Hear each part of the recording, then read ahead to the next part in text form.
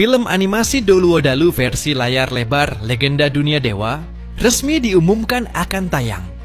Dalam ajang Penguin Anime Awards, Doluodalu langsung mengumumkan 2 film layar lebar sekaligus. Yang pertama adalah film orisinal berjudul 9528 yang menceritakan kisah Tangsan dan Xiao Wu bekerja sama menembus kota pembantaian. Yang kedua adalah film yang sangat dinantikan, yaitu Legenda Dunia Dewa, yang secara resmi dijadwalkan tayang pada tahun 2027. Alasan pemilihan waktu tersebut adalah karena serial animasi Doluodalu 2 akan tamat pada tahun 2027. Sementara itu, alur cerita Legenda Dunia Dewa berada di antara Doluodalu 2 dan Legenda Raja Naga sebagai bab penghubung. Kisah ini tidak hanya menjelaskan latar belakang tokoh utama Legenda Raja Naga, yaitu Tang Wulin, tetapi juga mengungkap asal-usul kekuatan terbesar di tubuhnya, yakni garis darah Raja Naga Emas. Cerita Legenda Dunia Dewa terjadi 20 tahun setelah Huo Yuhao menjadi dewa. 2 dewa raja terkuat di dunia dewa, yaitu kebaikan dan kejahatan, bereinkarnasi dan menyerahkan dunia dewa kepada dewa laut Tangsan untuk dikelola. Saat itu, jumlah dewa di dunia dewa sudah hampir penuh, sehingga dewa kehancuran mengusulkan untuk memperluas wilayah dunia dewa agar bisa menerima lebih banyak dewa. Namun, usulan ini ditolak oleh Tangsan karena ia merasakan firasat bahwa tak lama lagi dunia dewa akan mengalami bencana besar. Di sisi lain, setelah usulannya ditolak, dewa kehancuran mulai bergerak. Ia mengirim 7 dewa dosa utama untuk menangkap Daimubai dan anggota 7 monster Shrek lainnya. Ia juga menangkap Xiao Wu untuk mengancam Tangsan, lalu menyegel kekuatan dewa Tangsan dan memenjarakannya. Hanya Huo Yuhao dan Tang Wutong yang berhasil lolos.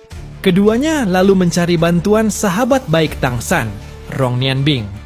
Rong Nianbing memanggil 7 dewa elemen, namun tetap tidak mampu mengalahkan pihak lawan, dan hanya bisa menyaksikan dewa kehancuran memperluas dunia dewa. Di saat genting ini, putra bungsu Tangsan, Tang Wulin, mengalami masalah. Tangsan memanfaatkan ikatan darahnya dengan sang putra untuk memecahkan segelnya, sekaligus membebaskan Daimubai dan yang lainnya.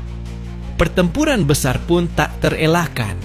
Tangsan memimpin menantunya, Huo Yuhao, dan 7 monster Shrek untuk melawan dewa kehancuran beserta kelompok dewa jahat. Pertarungan kali ini penuh momen spektakuler, mulai dari Xiao Wu yang berubah menjadi wujud dewa laut, hingga Oscar yang menyalin pedang iblis Asura. Namun, di tengah pertempuran sengit itu, Tangsan merasakan bencana besar yang ia khawatirkan akan datang, dan ternyata benar. Itu adalah arus kacau ruang waktu. Dunia dewa yang telah diperluas tidak mampu menahan serangan arus kacau tersebut. Untuk menebus kesalahannya, dewa kehancuran bersama dewi kehidupan mengorbankan diri mereka demi memperkuat kembali dunia dewa. Tapi bencana belum berakhir. Setelah dewa naga dibunuh, niat jahatnya berubah menjadi Raja Naga Emas yang berhasil menerobos segel wilayah dewa. Tangsan yang sudah kelelahan tidak mampu menandingi Raja Naga Emas. Akhirnya, ia bekerja sama dengan Dewa Kebaikan dan Dewa Kejahatan untuk melancarkan cincin penghakiman 3 alam. Sebelum mati, Raja Naga Emas membawa kotak dewa masuk ke dalam tubuh bayi yang baru lahir, Tang Wulin. Demi menyelamatkan nyawa putranya, Tangsan memasang 18 segel di tubuh Tang Wulin, lalu mengirimnya ke Doluodalu. Dunia dewa pun akhirnya terseret ke dalam arus kacau ruang waktu dan lenyap.